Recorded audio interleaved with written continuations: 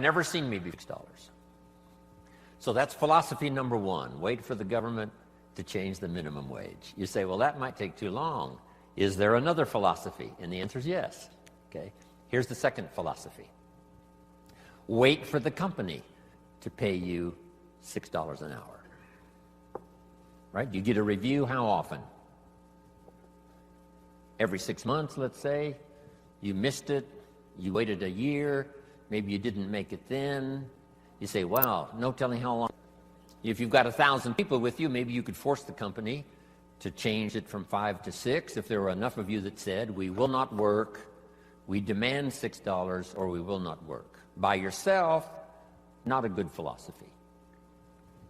Together with others, it could work. Right? Here's what we call this, the philosophy of demand. I demand more money. Alone, too risky. Together, maybe you could get some progress. So now we've covered 3 philosophies. Number 1, wait for the government. Number 2, wait for the company. Number 3, the philosophy of demand, which is a bit risky. Here's the problem with the philosophy of demand. You can't get rich. If people only understood, starting at the lower end of the economic scale, that you cannot get rich by demand. Okay. Now someone says, well, in America, how could you become wealthy? And the answer is to develop a new philosophy. And let me give you that. It might be the best I've got for the whole day. It's called the philosophy of performance. The philosophy of performance. I will perform so well, it would be embarrassing for the company not to pay me $6. Then I would perform so well, it would be embarrassing for the company not to pay me $8 an hour, $10 an hour, $20 an hour. So now we've got several philosophies going, and if you want to change your economic future, it starts with your personal philosophy. Okay. Now, here's what's interesting in America. I'm sure all of us can think of someone who makes $5 an hour getting started. Can anybody in the audience think of someone who makes $50 an hour? Do you happen to know anyone that makes $50 an hour? Anybody know somebody that makes about that much money? So jot this down now, because you've got to teach it to the children, because they're not teaching this in the ordinary schools. It's possible in America to multiply your income by 10. If you take nothing else home economically to pass on to your children or to someone else, just take that phrase home. Jim Rohn taught us it's possible in America to multiply your income by 10. It's possible. If kids knew it was possible, do you think they would ask, how can you do that? If they knew it was possible, wouldn't the next question would be, how could I do it? If it's possible, how can I do it? Now you just teach them how to do it. How to multiply your income by 10. Now jot this down. A good economic question. Once you've multiplied your income by 10, is it possible to multiply it by 10 again? Not only to multiply it by 10, but to multiply your income by 10 again. Do you know anybody that makes $500 an hour? Can you think of someone? Makes $500 an hour? Right. My Beverly Hills lawyer makes more than $500 an hour. So jot this down. It's not only possible in America to multiply your income by 10, it's possible to multiply it by 10 again. Do you think kids would be excited to hear this philosophy? I'm sure they would. How can you multiply your income by 10 and then multiply it by 10 again? Now, if you multiplied it by 10 and then multiplied it again by 10, would it be possible? Would it be possible to multiply it by 10 again? Can you think of anybody that makes $5,000 an hour? What do you think I get paid? I mean, this is such exciting stuff. I'm a kid from the farms of Idaho. I was 25 years old before I learned that you could multiply your income by 10 and then multiply it by 10 again and then multiply it by 10 again. This is mind-boggling stuff. $5,000 an hour. Now, would it be possible? Would it be possible to multiply it by 10 again? $50,000 an hour. Now, here's a good expression to use, especially for this group. You're all tuned in, especially the last couple of days. The best expression is, of course. Could you multiply your income by 10? Of course. Could you do it again? Of course. Could you do it again? Could you do it one more time? $50,000 an hour.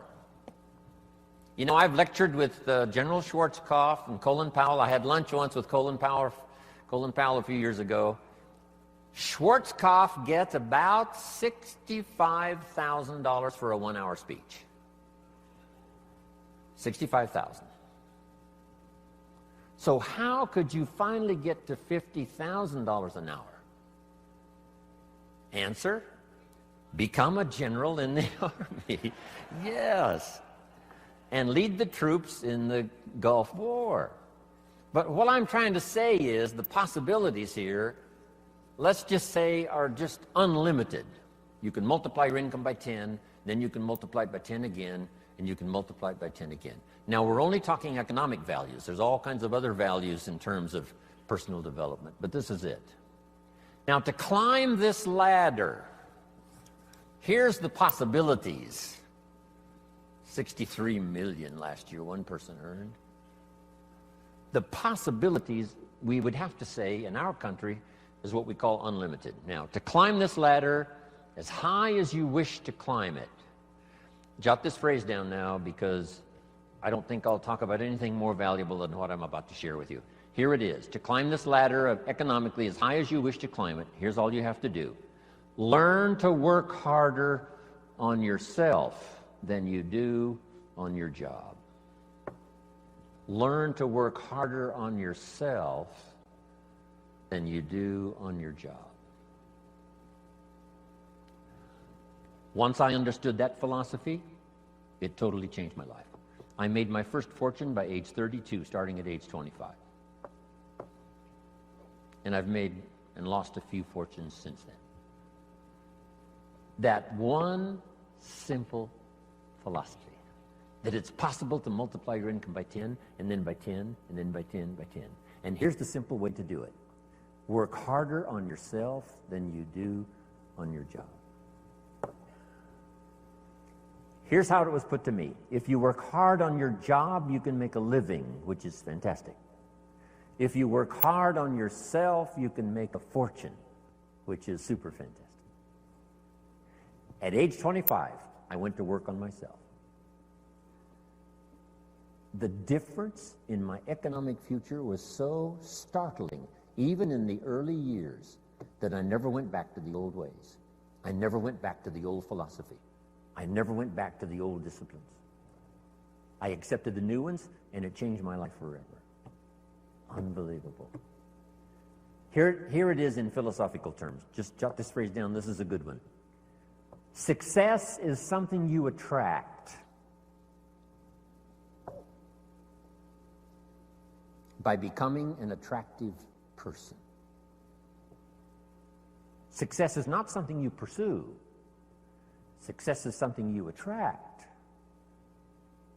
by the person you become, by becoming an attractive person. Now, what could you think of that would start to make you more attractive to the marketplace? This is such simple ABC stuff. Okay? Let me give it to you. Let me start with this. Jim Rohn's view of the 21st century. We've begun a new century, 21. We've begun a new millennium, number 7. Some scholars hold great significance to this 7th millennium. And I think it's probably true. It's going to be the most extraordinary time in the history of the human race, I think.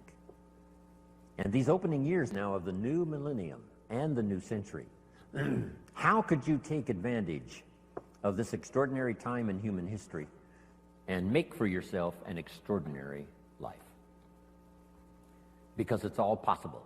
So jot this little quote down now. It's one of the best I've come up with, I think, lately. And I'll just quote it slowly so you can jot it down and take it home. Here it is. From testimonials and from personal experience, we have enough information to conclude that it's possible to design and build and live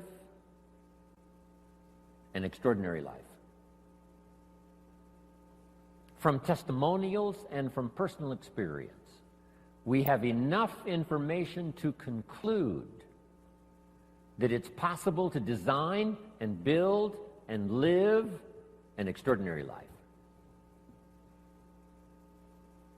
I'd like to have you think about that, not just here, but even after you've gone back home. Think about it at least often enough to say, I think that's true. From testimonials and from personal experience, we have enough information to conclude that it's possible, it's not a guarantee, but it's possible to design and build and live an extraordinary life. Now, if you believe that and accept it, you just simply use that as a foundation, as the fundamentals. So now jot this down. Jim Rohn's view of the 21st century. Number one, unprecedented opportunity. Unprecedented opportunity. These are probably going to be the most extraordinary times in the history of the human race, 6,000 years of recorded history. We got through the last millennium. We especially got through the last century, a bloody century, the 20th century. Hopefully those major wars of devastation and destruction are behind us. World War II claimed 50 million lives. 19 million of them were Russian. The devastation of the 20th century was unparalleled and unprecedented. The savagery was unbelievable. The Holocaust was insanity of the most unbelievable kind. Hopefully that is in the century past. And that we have a new chance in a new century to build a new world and a new country and a new future. With all of the challenges. With Saddam Hussein, with the terrorists, and all the rest. Once the walls came down, about 12, 13 years ago, and I was just in Berlin the other day lecturing and had a chance to go to the Brandenburg Gate, Checkpoint Charlie, see part of the old Berlin Wall. Once those walls came down 13 years ago, the world now has forever changed. Because here's how the history of the human race reads. Opportunity mixed with difficulty. Sometimes more difficulty than opportunity. The history of the human race reads tyranny and liberty. Sometimes more tyranny than liberty. But now the world has totally changed. Since communism is on the run, the dictators, most of them are all gone. When I used to lecture years ago in South America, every country had a dictator. Now they're all gone. Castro and a few are left, but that's it. And they will soon all be gone. Within a short little period of the rest of our lifetime, all the dictators will be gone. A new wave of economic uniqueness, capitalism, free enterprise, liberty, freedom, democracy is absolutely sweeping the world. So for a long, dark time, there was more tyranny than liberty. Here's what is unique about this new Century 21. More liberty than tyranny. More freedom than oppression. This is an unprecedented time.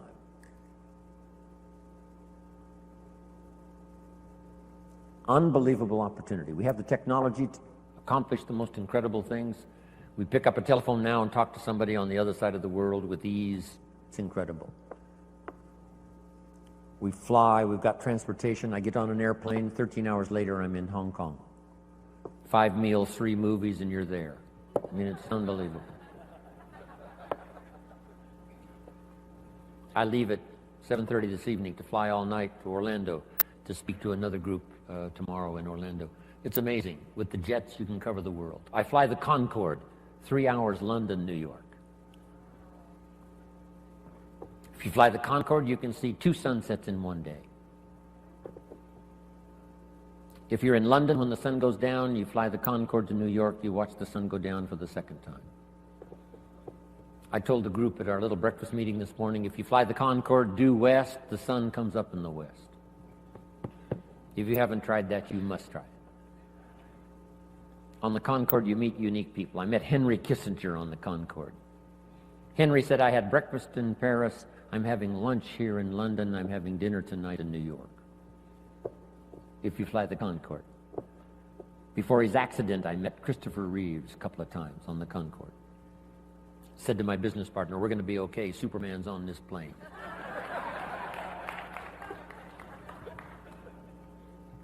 This is unprecedented opportunity now, the 21st century and the beginning of the 7th millennium. These are extraordinary times. Now here's number 2. However, keen competition. World competition. We're dealing now with Iraq. A big part of it is competition. Hopefully the nations of the world will settle a big share of their differences so we can develop unique economic, social, personal prosperity for the future with limited conflicts.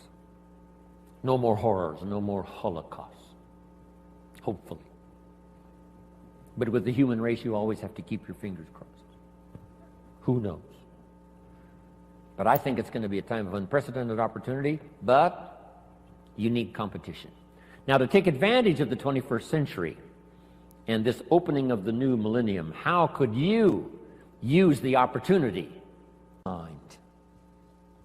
Now that you've arrived, told me your story, I'm beginning to see the light. Words. The old prophet said this, words are like a lamp for your feet, so you can see where to walk. And words are like a light for your pathway, so you can see where to go. With words, you can show somebody where to step and where to go. Wow. I said a little prayer before I left my hotel room this morning and asked God to give me a little stronger gift of words today so that my words might have meaning. Maybe I've caught you at just the right time. Maybe this is the moment for you. And if I can say something uniquely enough, using the English language best as I can, words are sometimes clumsy when you try to express what's going on in your head, let alone your heart. But if I can do as good a job as I possibly can in the session we've got this morning and then again this afternoon, by the time I'm finished, maybe my words will help turn on another light for you. And you'll be able to see the possibilities better than you've ever seen it before. You'll be able to see yourself more successful than you've ever envisioned it before. If I can wisely say good words. Now I've put communication in 3 parts because all 3 of these parts now help me make more fortunes. Here's the first one. It's called training. Training is simply showing somebody how to do the business, how to do the job. If you get good at that, the pay is incredible. Whether it's your own enterprise or whether you work for someone else. Training pays big money. Here's the next one, teaching. And I've divided the 2 just to make the point.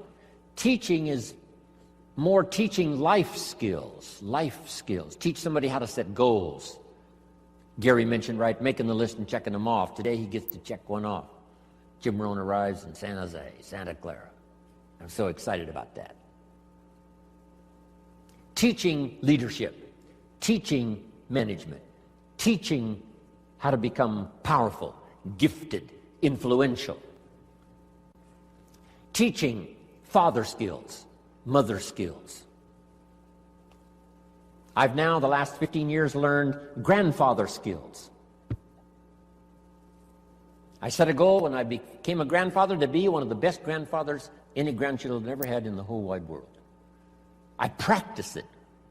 I think about it. How to use my newfound life as a grandfather and learn every skill possible to dazzle my grandchildren. I'm one of the best.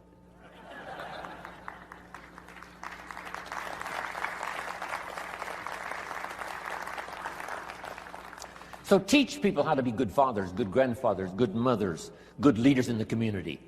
Teach a minister how to teach. Teach a minister how to use the gift of language to persuade. Okay. So communication is part of its training, part of its teaching. Here's the best part. No, here's number 3 in the gift of language, and that's learning how to inspire. Inspire simply means a few simple things. Here's number 1. Help people to see themselves better than they are. Yes, sometimes we have to help people see themselves as they are. If they've made mistakes, maybe that needs to be pointed out. If a child has messed up, sometimes you've got to say, you've messed up. But don't leave them in the mess. Now transport them into the future with the gift of your language. And inspire them with the person they can become by using the mistakes of the past to develop new disciplines for the future. A teacher I met when I was 25 years old had this unusual gift. He said, Mr. Rohn, if you keep learning as you're learning now, one of these days you'll walk into a room full of people and you'll hear someone say, there's the man. That's the man. That's the famous man. I thought, well, that could never happen for me. Sure enough, it did. He said, it will happen. And I think when I walked in here this morning, I heard someone say, that's him, that's the man, that's the famous man. Wow.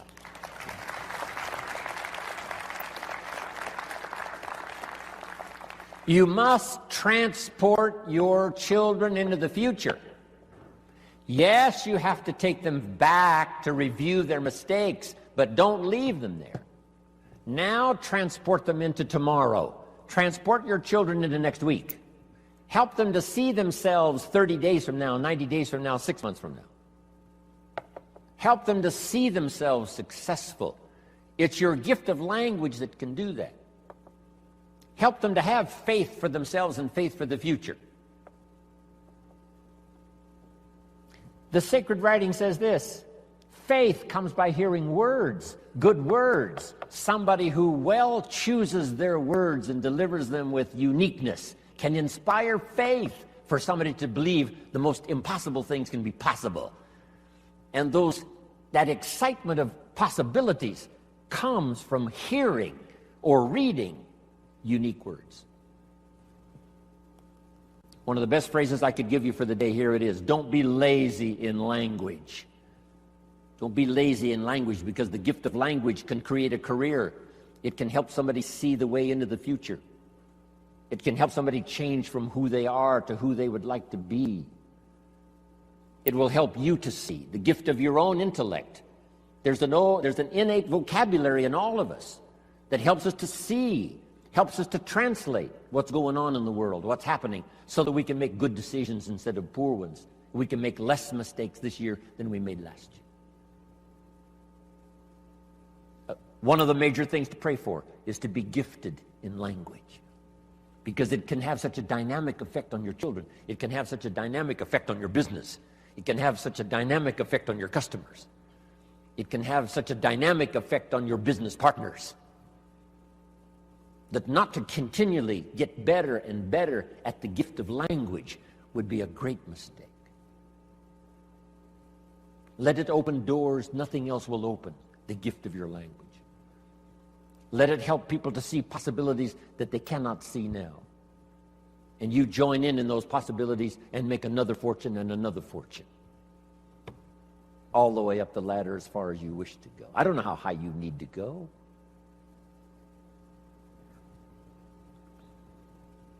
What were the instructions given to the first couple after the garden experience, Adam and Eve, according to the storyteller?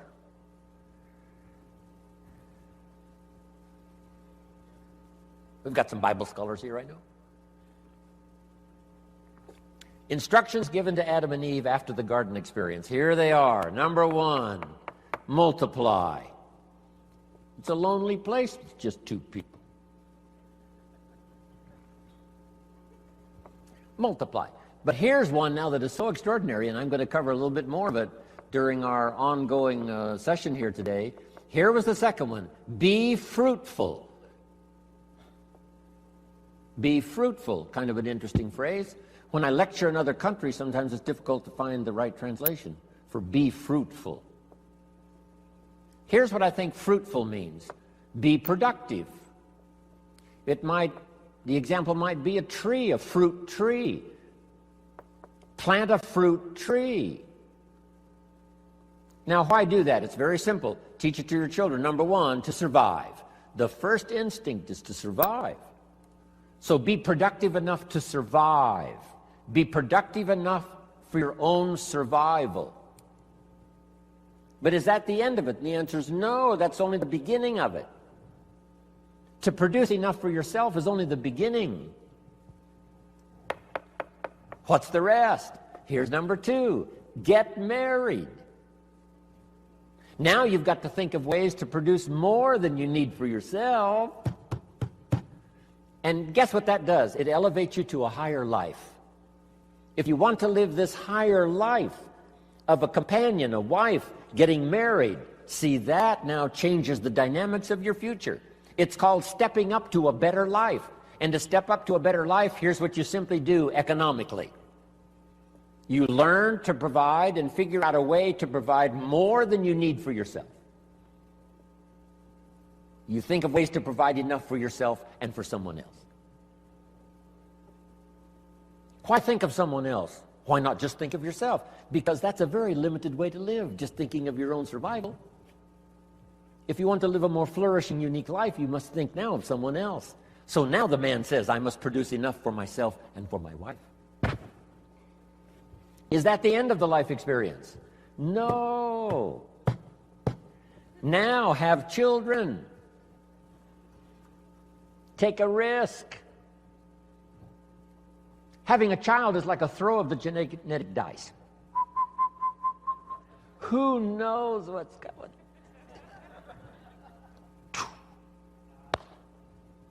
See what happens.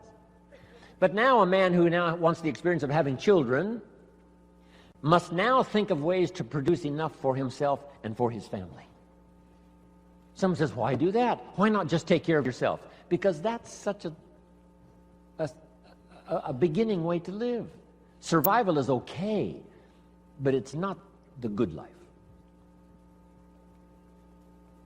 Now take it a step further. Jot this one down. A man now figures out, because he's learned now, he's experienced, and he understands what life is all about. Now he figures out how to produce more than he needs for himself and for his family. Just jot the word down, more. Keep thinking more. How could I produce more than I need for myself and for my family? Someone says, why do that? And the answer is to live a higher life, because now you can be generous. Now you can support worthy projects. Is that it? No. Here's the next one. To produce much more than you need for yourself and for your family. Someone says, why do that? And the answer is to live this higher life.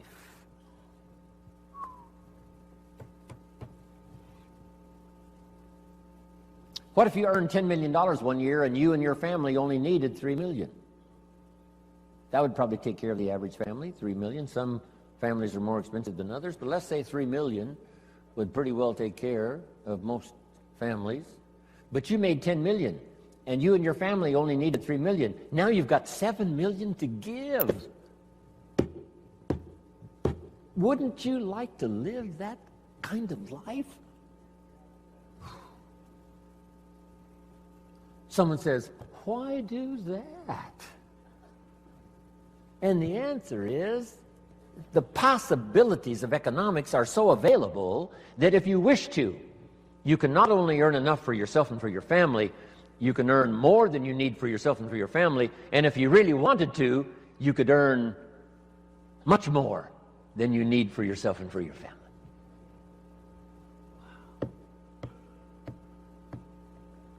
Is that it? Let's take it one step further.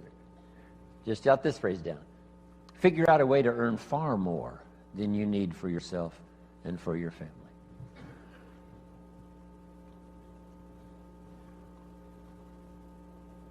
Gary talked about Mark Hughes. I met Mark when he was 19. I still do a lot of work for Herbalife around the world. He started this little company when he was 22, 23, called Herbalife. And he died just a couple of years ago. Mark Hughes, age 44. Guess what he left? Number one, a company worth $680 million, according to the new investors. Here's what he left his son, $350 million. Estimated wealth he created for those who worked for him during the 20 years he was alive, about $3.5 billion. Imagine having the zest and having the wish and having the desire to create billions in wealth, not just for yourself, but for others. 350 million, nice little nest egg for your son. Somebody says, why do that?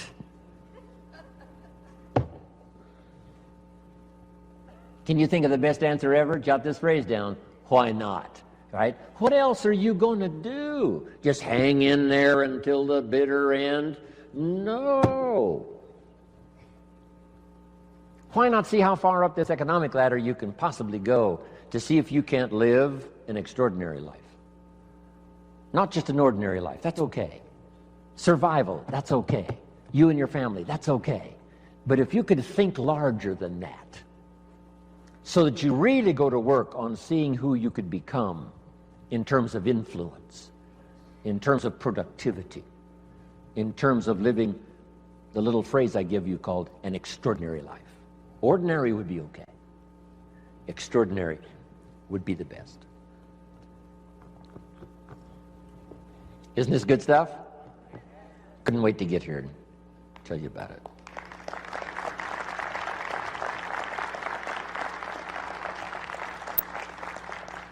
I could hardly wait to hear what I've got to say today.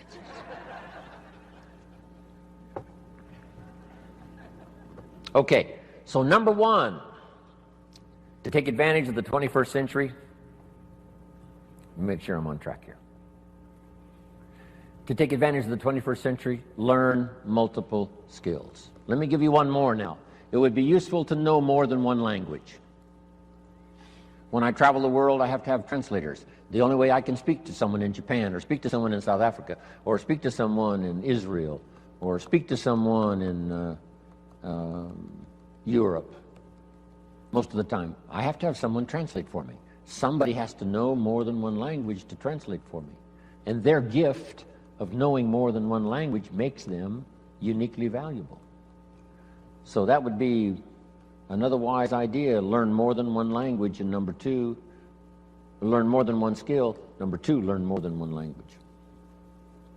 When I was growing up, my father spoke German.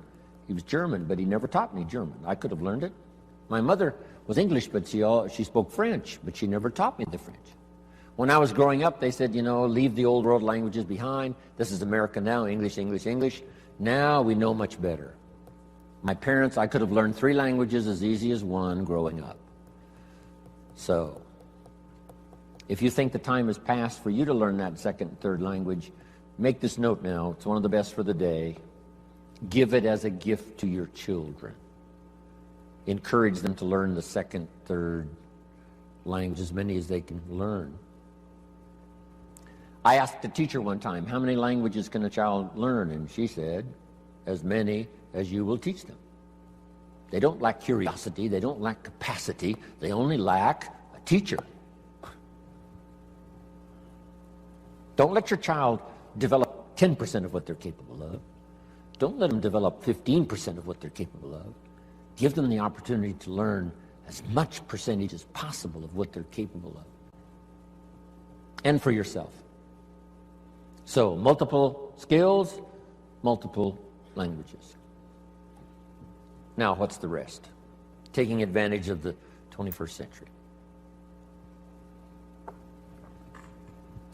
Jot these notes down. Have you got this? Don't want to erase it if you haven't got it.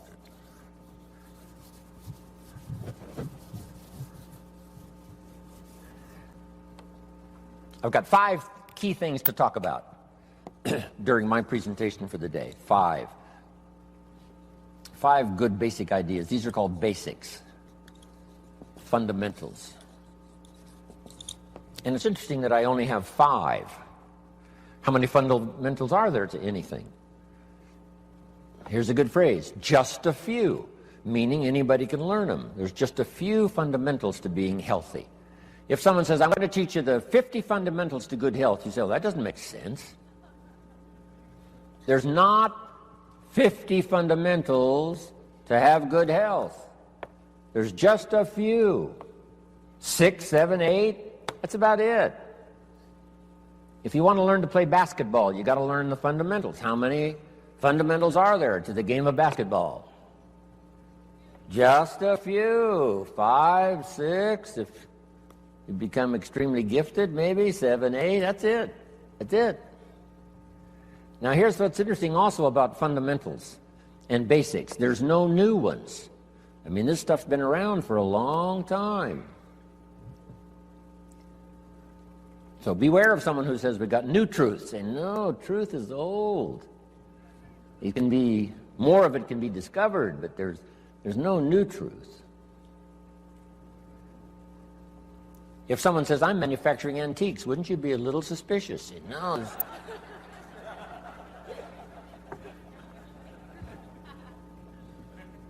So, skills and fundamentals are like antiques. They've been around forever. The law of averages I teach in one of my seminars. The law of averages. Here's what it says. If you do something often enough, you'll soon have a ratio of results.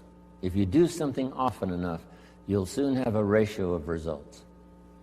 If at first you talk to 10 people, get 1 to say yes. That means you're getting 1 out of 10. Talk to 10 more, get another one. Talk to 10 more, get another one. Talk to 10 more, get 2 instead of 1. Why is that? You're getting better. The law of averages works for anyone. One we've learned for a long time. Here it is. It doesn't ever change. Whether it's a church or a business, 20% of the people do 80%, 80% do 20%.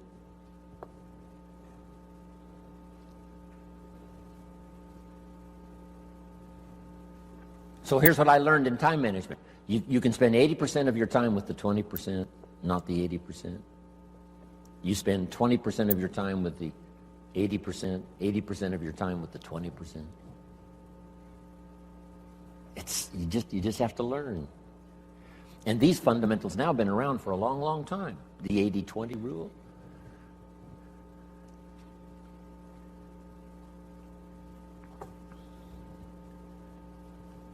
We bring products, tapes, books, videos, right? Things to buy for your ongoing education. We bring books and tapes and CDs, and we bring all that stuff for how many people? You say, well, you'd bring enough for 100% of the people. No. No. No. 20%. You bring all the stuff for the 20%, not the 80%. Isn't that fascinating? 20%.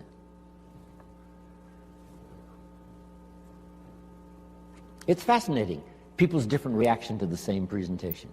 Someone walks out of my seminar and says, wow, I'm going to go change my life. Someone else walks out and says, oh, I've heard all this stuff before.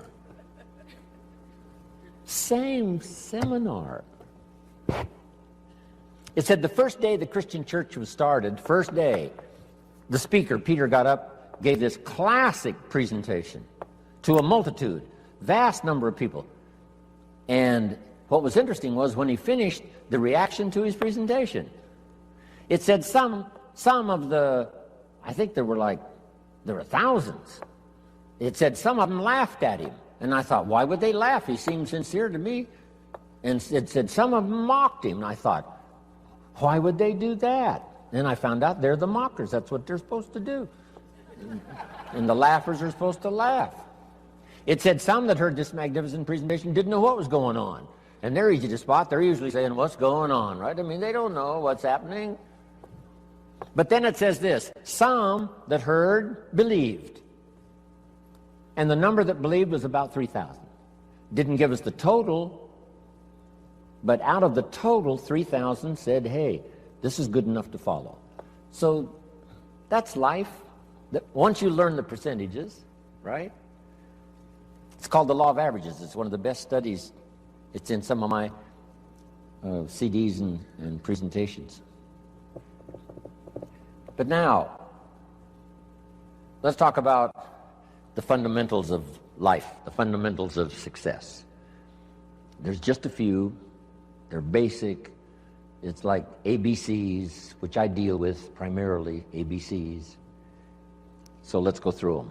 Here's number one. We've talked a little bit about it by way of introductory. It's called, one, your personal philosophy.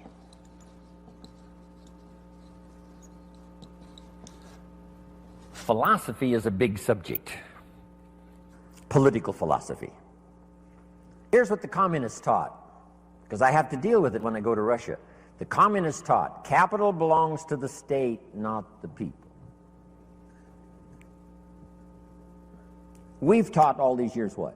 Capital belongs to the people, not the state.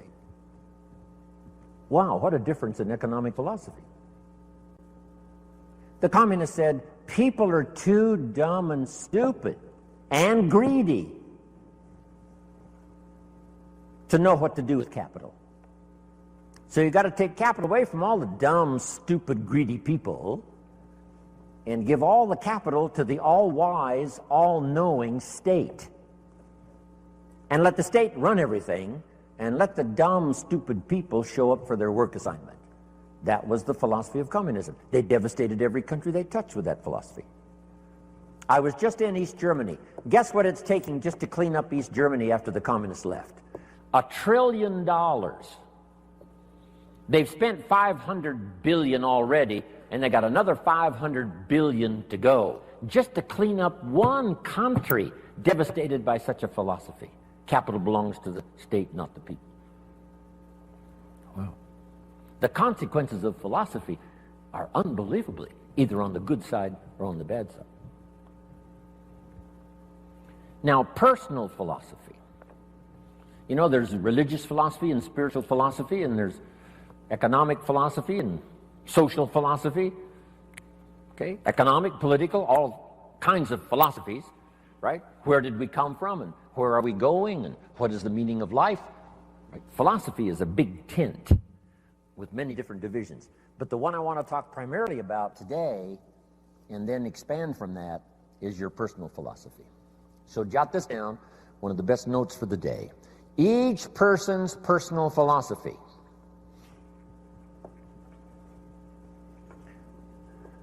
is the greatest determining factor in how your life works out. Each person's personal philosophy is the greatest determining factor in how your life works out. Your economic life, your personal life, your social life, your spiritual life. All starts with the conclusions you've made in your personal philosophy. We gave the example earlier on economics. There's 3 or 4 different philosophies to choose from in your economic future. Now make this note. Personal philosophy is like a guidance system. A guidance system. And it has to start early. When a child goes to school, they've got to have a pretty good guidance system working. And this guidance system does just 2 things primarily. Here's number 1. This guidance system helps you to see the dangers over here. and try to minimize those or eliminate some of those. That's one of the first orders of human existence, is to learn early where the dangers are so they don't swallow you up, don't devastate you economically, socially, personally, or lose your life. Kids have to get this guidance system working early to spot the signals of the dangers that could wreck their chances to live a good life. Now, this guidance system also helps you to see over here the opportunities so that you could maximize those. So if you learn to minimize the dangers, maximize the opportunities within this working environment now, we call this working things out to live a good life. But you can't possibly live much of a good life if you don't keep learning where the dangers are so you can avoid those, and learn where the opportunities are so that you can maximize those. That's about as simple as I can put working on your personal philosophy.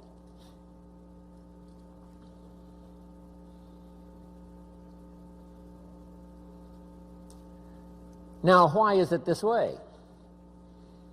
Why is life both danger and opportunity? Here's the best advice I can give you. The storyteller probably gives us, more to think about than in detail.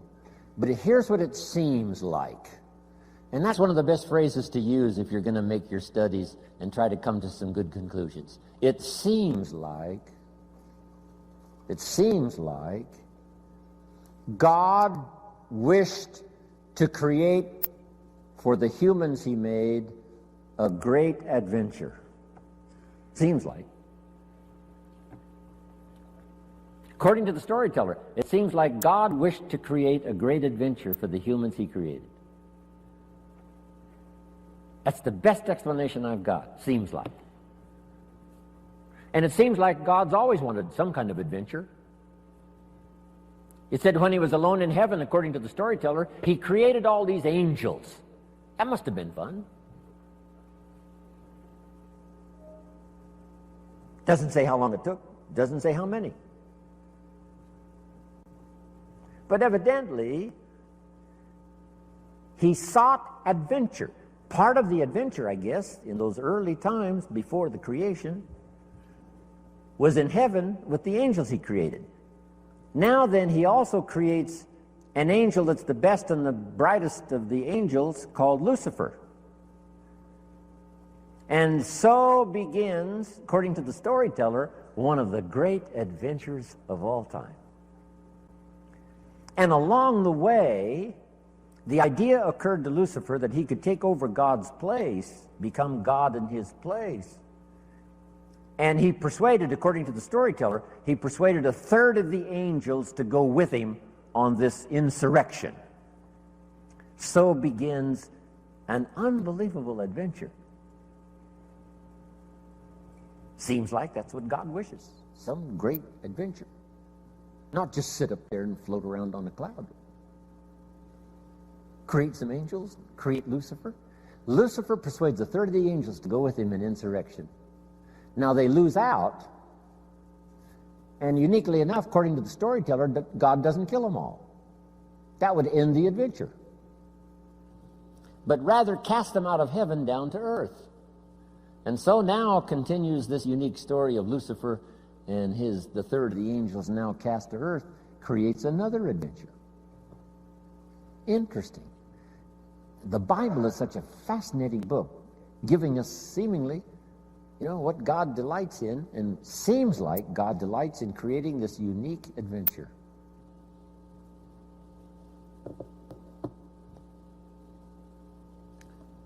One of the ancient stories says God and Satan were talking things over one day.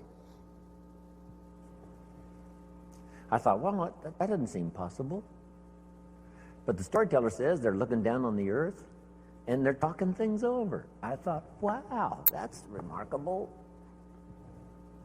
God and Satan getting together and talking things over. Now, the storyteller doesn't give us many details, so we've got to use our imagination. And on this particular occasion, God got to bragging on one of his favorite creation, his favorite persons, called Job. He said, Job and I have got this great friendship going. Job and I, we walk together. Job and I plan the future together. Job, Job, Job. Finally, Satan had it up to here with Job, Job, Job. And he said, yeah, God, Job, you've got a wall built around him. I can't get to him. God said, well, what would you expect? He's my favorite person. Of course, I got a wall built around him. Now, they're having this conversation. It's fascinating.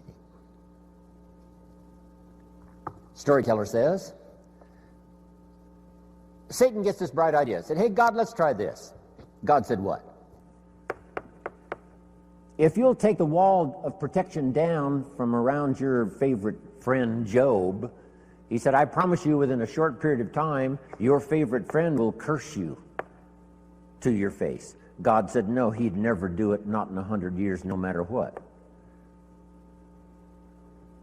Satan said, well, how are we going to know? Would you like to make a wager? It doesn't give us the details of the wager.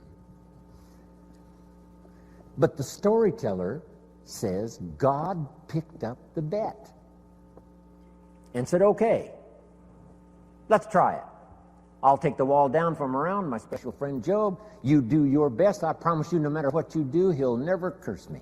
Satan said, the bet is on. According to the terms of the wager, God did take the wall down from around his special friend Job, and Satan then does one of his all-time famous numbers. According to the storyteller, first Satan took his wealth, stripped him of his wealth.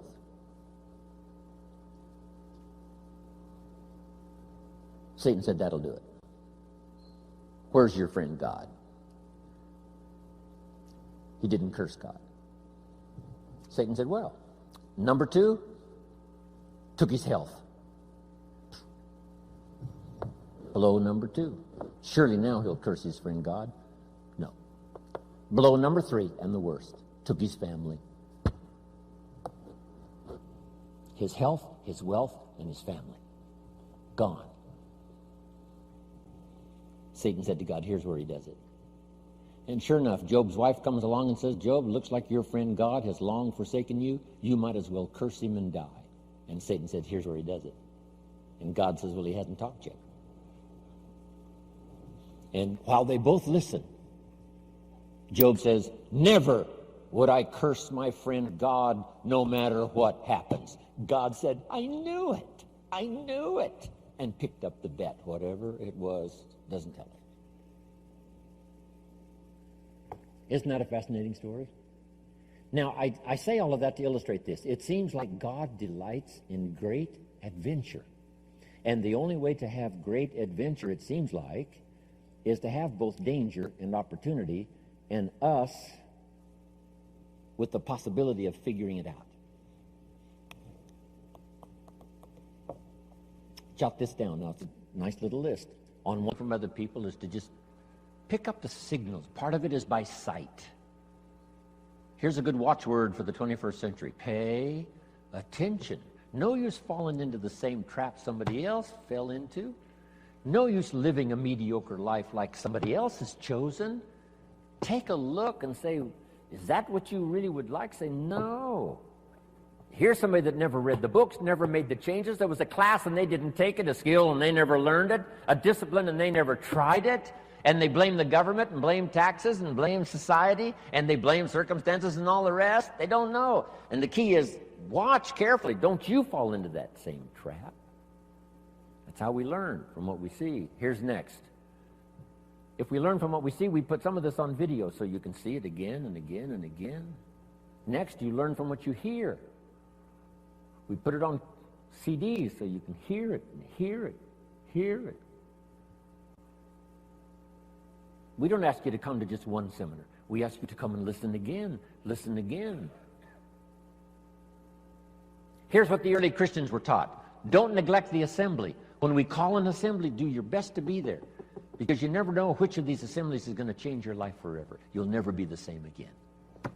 And you can't pick the one that's going to totally change your life. You just have to do like all of you I know do. Consistently go, consistently go, consistently go, consistently take notes, consistently go to seminars and lectures and all of the rest, because some of them will be life-changing. Maybe this one will be for some of you. The time is right, the words are right,